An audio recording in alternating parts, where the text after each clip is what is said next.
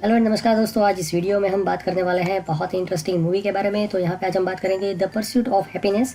तो ये मूवी जो है बायोग्राफी बेस्ड मूवी है और इसके अंदर जो है स्टोरी है क्रिस गार्डनर की। और ये जो रोल प्ले किया है वो विल स्मिथ ने किया है। तो जनरली क्या है कि मैं अलग अलग टाइप की मूवीज़ देखने में मतलब लाइफ का बहुत सारा जो है मैंने समय व्यतीत किया है। मूवीज़, टीवी सीरीज़, स्पेशली मेरा इंटरेस्ट जो है biography based movies, motivational movies, sports based movies रहती है।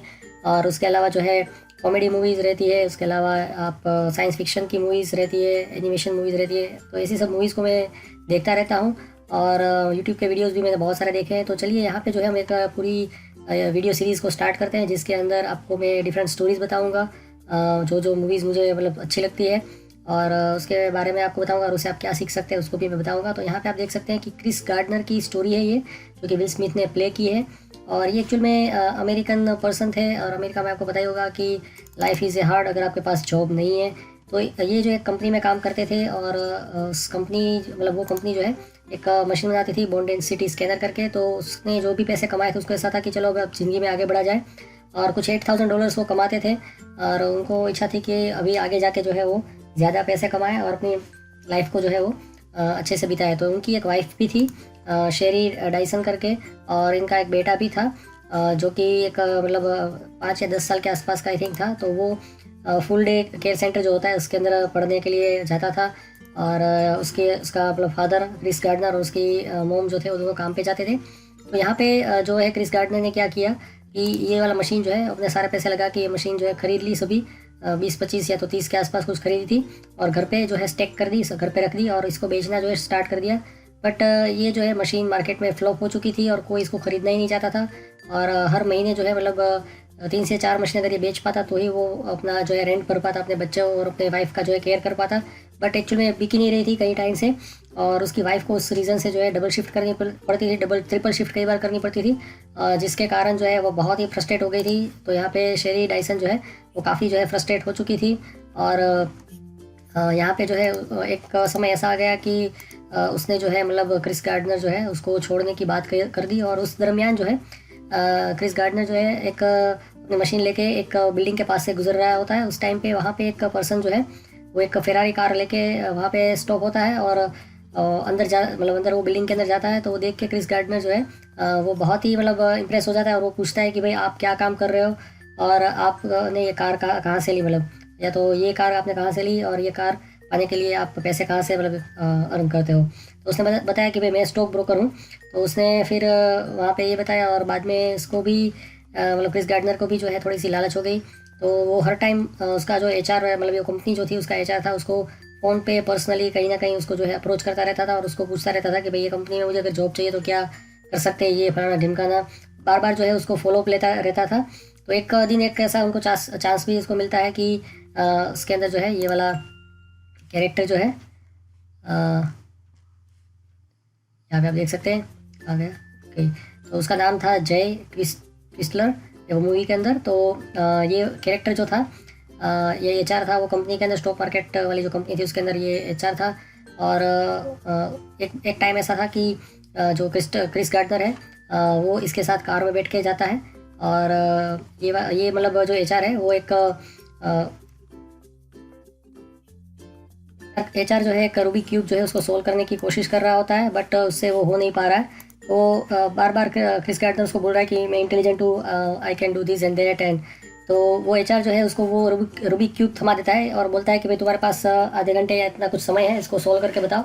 तो वो जो है मतलब क्रिस गार्डनर जो है वो पूरा उसमें जान लगा देता है। उसको एक्चुअली रूबी क्यूब शायद सोल्व करना आता था या तो उसने फिगर आउट कर लिया कि इसको जो है कैसे सोल्व किया जा सकता है। वो फटाफट फटाफट करने लगा और जैसे ही गाड़ी रुकी तो उसने जो है उसको सोल्व कर दिया था। तो मतलब ये स्टॉक मार्केट का एचआर था वो बहुत इंप्रेस हो गया। और 1-2 दिन के बाद में जो है क्रिस गार्डनर को कॉल आ गया कि तुम जो है इंटरव्यू के लिए आ जाओ। तो उसी समय पे जो है एक प्रॉब्लम आ गई थी कि बहुत टाइम से जो है क्रिस गार्डनर जो है एक्चुअल हाँ उस टाइम पे पहले तो उसकी बीवी जो है उसको छोड़ के चली गई थी। तो क्रिस गार्डनर जो है उसके पास पैसे नहीं थे रेंट देने के या तो किसी भी चीज़ के लिए। और उस टाइम पे ही जो है उसकी बीवी उसे कंटाल गई थी, बोर हो गई थी, फ्रस्ट्रेट हो गई थी। और उसने उसको उस टाइम पे एक यूरोप के अंदर एक जॉब भी मिल गई थी तो वो वहाँ शिफ्ट हो गई। और क्रिस गार्डनर मतलब वो बच्चा जो है वो ऐसा चाहती थी कि उसके साथ लेके जाए। बट क्रिस गार्डनर चाहता था कि ये उनका उनका जो बच्चा था वो उनके साथ ही रहे, मतलब क्रिस गार्डनर के साथ रहे, ना कि उसकी वाइफ के साथ चला जाए, क्योंकि वो उसको बहुत ही चाहता था, बहुत ही प्यार करता था। भले ही उसके पास पैसे नहीं थे, बट उसको कॉन्फिडेंस था कि भाई मैं उसको कहीं किसी ना किसी तरीके से मतलब उसको उसका टेक केयर जो है कर लूँगा। तो उसकी वाइफ जो है वो चली गई यूरोप में, और उस टाइम पे उसका जो मकान का मालिक था, जिसके मकान में रेंट पे रहता था क्रिस गार्डनर, तो वहाँ पे वो आ जाता है और ऐसा बोलता है कि एक्चुअल में कितने टाइम से रेंट नहीं भरा होता है, तो एक्चुअल में उसको खाली कराना चाहता है। तो उसको बहाना ऐसा बताता है कि कलर मुझे इसको पेंट करना है, तो कुछ दिन के लिए तुम मकान जो है खाली कर दो। बट क्रिस गार्डनर ऐसा बोलता है कि भाई मैं आपके मकान को है फ्री में पेंट कर दूंगा, और ऐसी सब बात करता है। तो मकान मालिक जो है कन्विंस हो जाता है, और उसी टाइम पे जो है क्रिस गार्डनर उसको पेंट कर रहा होता है, और सेम टाइम पे जो है कॉल आ जाता है ये स्टॉक मार्केट के एचआर का कि तुम्हारा इंटरव्यू है और ये सब चीज़ें। तो वो क्रिस गार्डनर जो पेंटिंग कर रहा होता है उसके टाइम पे, मतलब पूरा जो उसका कपड़े, शरीर, बाल सब खराब हुए हुए होते हैं, कलर सब जगह चिपका होता है। तो उसी टाइम पे उसने एक मतलब अपनी कार पार्क की थी, तो पार्किंग टिकट उसने पे नहीं की थी, तो पुलिस उसको अरेस्ट करने आ जाती है, और उसको जो है पूरी रात को वहाँ पे रहना होता है। तो वो उसको बहुत रिक्वेस्ट करता है कि मेरा कल इंटरव्यू है, मुझे जाने दो। तो उसने बोला कि 11 बजे से पहले हम तुमको छोड़ नहीं सकते हैं। तो फिर वहाँ पे 11 जैसे ही बजते हैं, मतलब उसको वहाँ से छोड़ते हैं लोग, पुलिस वाले। तो ये भाग के वो ऑफिस है स्टॉक मार्केट के, वहाँ पे जाता है, अपने गंदे कपड़े, गंदे, मतलब नहाया भी नहीं होता है, कुछ भी नहीं किया होता है, ऐसे ही इंटरव्यू देने चला जाता है। तो वहाँ पे जब वो वेटिंग लॉबी होती है, वहाँ पे बैठा होता है, तो उसको बहुत ही शर्म आ रही होती है, क्योंकि सभी लोग जो इंटरव्यू देने आते हैं, आए हुए होते हैं, वो एकदम सूटेड बूटेड में परफेक्टली कपड़े पहन के आए थे, और यही एकदम गंदे कपड़ों में था। तो ऐसे ही कपड़े लेके वो अंदर चला जाता है इंटरव्यू देने के लिए। और वहाँ पे मतलब वो जो स्टॉक मार्केट के जो ऑफिस है, कंपनी है, उसका ये मालिक है, और ये एचआर है, और एक दो और लोग वहाँ पे जो है बैठे थे। तो उसने उसको देख के ही उनका जो है मुंह बिगड़ गया, और ये एचआर जो था उसको भी थोड़ा सा वो लगा कि भाई इसको मैं इंटरव्यू में बुला लिया, तो ये तो कैसे कपड़ा पहन के आ गया, मेरी नाक कटवा दी। और इसका मालिक जो था वो एचआर से बात करता है कि भाई ये कैसा, मतलब तुमने इंटरव्यूअर को बुला लिया, इंटरव्यू को बुला लिया है। तो बेसिकली वहाँ पे जब बात होती है, तो क्रिस गार्डनर जो है पहले से ही बता देता है कि भाई मैं यही सोच रहा था कि आपको जो है क्या स्टोरी बताऊं कि भाई मैंने ऐसा कपड़े क्यों पहने, ये वाला ढिमकाना। तो फिर रीज़न भी बताता है कि मैंने पार्किंग टिकट पे नहीं की थी, इसलिए मुझे जो जेल में रहना पड़ा, और मैं जो है पेंटिंग कर रहा था अपने घर पे, ये वो स्टोरी बता दी। और फिर इसके मालिक ने इससे पूछा एचआर से कि भाई क्या ये हमेशा ऐसे ही कपड़े पहनता है, तो उसने बताया कि नहीं, हमेशा ये सूटेड बूटेड रहता है। तो फिर क्रिस गार्डनर भी जो है कुछ आंसर देता है यहाँ पे। तो मतलब ये जो है थोड़ा सा इम्प्रेस हो जाता है, और यहाँ पे ये एक्चुअल में जॉब तो नहीं थी, एक्चुअल में जॉब के पहले 6 महीने की इंटर्नशिप होती है, वो इनको करनी होती है, क्योंकि क्रिस गार्डनर जो है वो 12वीं पास होता है, और कुछ नेवी का भी उसने वहाँ पे ट्रेनिंग लिया हुआ था। तो उस मतलब जो भी कैंडिडेट्स वहाँ पे सिलेक्ट हुए थे, 20 के आसपास कैंडिडेट सिलेक्ट हुए थे फॉर इंटर्नशिप, और जॉब के लिए उसमें से एक ही आदमी को सिलेक्ट करना था। तो वहाँ पे क्रिस गार्डनर ने एक बहुत इंटरेस्टिंग चीज़ जो है बताई थी कि भाई मुझे अभी नहीं आता है, तो मैं एक्सेप्ट कर सकता हूँ कि भाई मुझे नहीं आता है, बट मुझे पता है कि मुझे जो नहीं आता है वो कैसे सीखना है। तो ये जो उसका मालिक था थोड़ा सा इम्प्रेस हो गया ये बात से, और ऐसी सिचुएशन में जो है इसको जो है सिलेक्ट कर लिया गया इंटर्नशिप के लिए। तो फिर बाद में उसको पता चलता है एक्चुअल में क्रिस गार्डनर को ऐसा था कि ये जॉब है, इसको पैसे मिलेंगे, बट एक्चुअल में उसको पैसे नहीं मिलने वाले थे, उसको जो है इंटर्नशिप करनी थी। तो यहाँ पे वो कंफ्यूज होता है कि भाई इसमें तो पैसे नहीं मिलने वाले हैं। तो फिर एचआर को बोलता है कि ये जॉब तो शायद मैं, मतलब इंटर्नशिप शायद मैं नहीं कर पाऊँगा, और ऐसा सब कुछ कन्फ्यूजन रहता है उसके दिमाग में। तो ये एचआर है उसको एक दिन का टाइम देता है कि भाई तुम सोच लो एक दिन में कि भाई तुमको ये जॉब करनी है कि नहीं करनी है, ये सॉरी इंटर्नशिप करनी है कि नहीं करनी है। और बाद में जो है क्रिस गार्डनर उस टाइम पे क्या होता है कि उसने जो है कई टाइम से टैक्स नहीं भरा रहता है, और साथ ही साथ जो है उसने पैसे बचाने के लिए एक काम किया कि भाई जो उसका मकान था वो थोड़ा सा महंगा था, तो वो एक अलग मकान में, छोटे से मकान में शिफ्ट हो गया, जिससे कि इसको कम रेंट में वहाँ पे रह सके। और साथ ही साथ जो है उसने इंटर्नशिप भी स्टार्ट कर दी, और अपनी मशीन को भी वो बेचता रहता था। वो इंटर्नशिप का टाइम कुछ 7 बजे तक का था, बट वो क्या करता था कि ब्रेक्स कुछ भी लेता नहीं था, और फटाफट जो है 5 बजे निकल जाता था, और बाद में वो अपनी मशीन को भी बेचता था। और साथ ही साथ जो है वहाँ पे एक क्राइसिस भी हो गया था उनके साथ कि जब ये जो एक छोटे से मकान में रह रहा था, तो उसमें क्या हुआ था कि उसके बैंक अकाउंट में जितने पैसे थे वो सरकार ने जब्त कर लिए, और उसने वो छोटे से मकान में रहता था, उसका भी रेंट का कुछ समय से पे नहीं किया था। तो मकान मालिक ने भी वहाँ पे उसका सामान जो है बाहर रख दिया, तो वो एक्चुअल में होमलेस हो गया उसके बच्चे के साथ।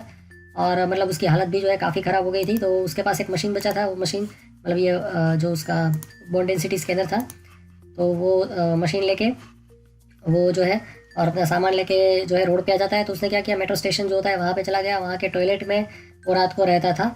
और यूएस में जो है क्या होता है कि जो चर्च होते हैं या तो फिर होमलेस लोगों के लिए कुछ कुछ ऐसी जगह होती है जहाँ पे वो रुक सकते हैं।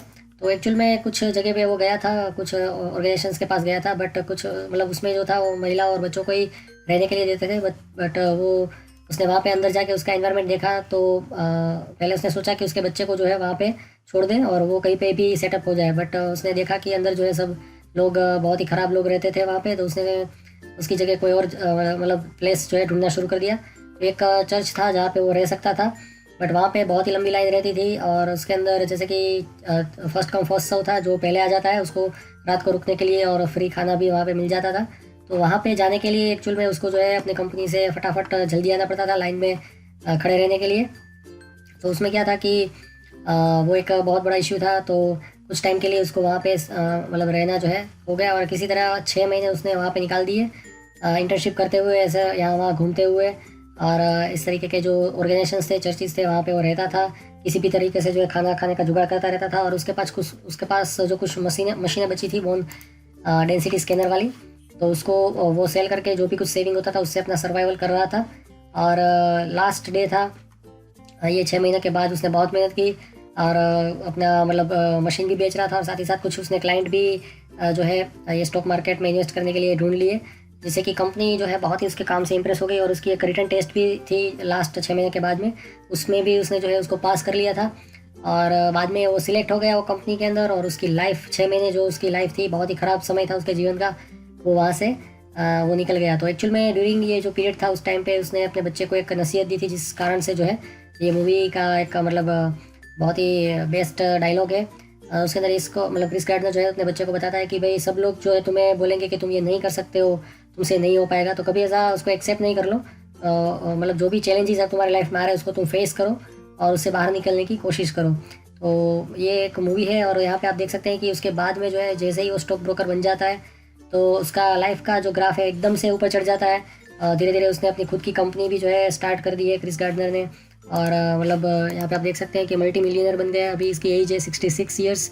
और यहाँ पे आप देख सकते हैं कि मोटिवेशन स्पीकर है, बिजनेस पर्सन है। तो बहुत सारी चीज़ें जो है उसने अपने जीवन में करके रखी है। तो लाइफ का जो ख़राब पीरियड है उसको आपको फेस करना ही होगा। जैसे कि अभी हमारा साथ है कोरोना वायरस आ रहा, मतलब उसने पूरे दुनिया को झंझोड़ के रख दिया है। बहुत सारे लोग जो है अपने बिजनेस को मतलब खो देंगे या तो शट डाउन हो जाएगा उनका बिजनेस, बैंकरप्ट हो जाएंगे।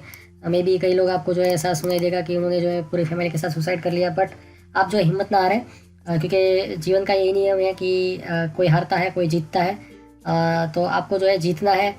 जो भी आपकी लाइफ की प्रॉब्लम्स है उसको आपको फेस करना है, उसमें से बाहर निकलने की कोशिश करते रहना है। तो यही जो है स्टोरी थी इसकी, इसको आप ज़रूर देखें।